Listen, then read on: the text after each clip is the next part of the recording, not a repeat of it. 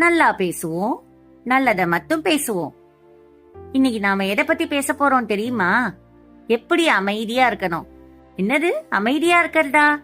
எப்பவும் நல்லா பேசுவோம்னு சொல்லுவீங்க, என்ன இன்னைக்கு அமைதியா இருக்கணும்னு சொல்றீங்க அப்படின்னு யோசிக்கிறீங்களா? அதுவும் ஒரு நன்மைக்கு தான். அமைதியா இருக்கிறதுங்கிறது பலவீனம் இல்ல, அது ஒரு மிகப்பெரிய சக்தி. யாராவது நம்ம காயப்படுத்துற மாதிரி பேசினா உடனே பதில் சொல்லணும் போல நம்ம மனசு சொல்லும்.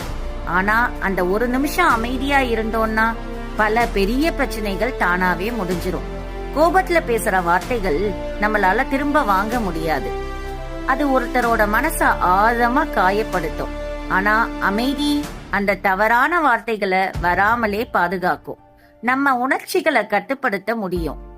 எவ்வாறு நம்ம அதை கட்டுப்படுத்துறது? எல்லா விஷயத்துக்கும் ரியாக்ட் பண்ண வேண்டிய அவசியம் இல்ல. சில விஷயங்களை நம்ம இக்னோர் பண்றதுதான் வாழ்க்கையில நம்ம எடுக்கிற பெரிய முடிவு. அதுவே பெரிய அறிவுன்னு கூட சொல்லலாம்.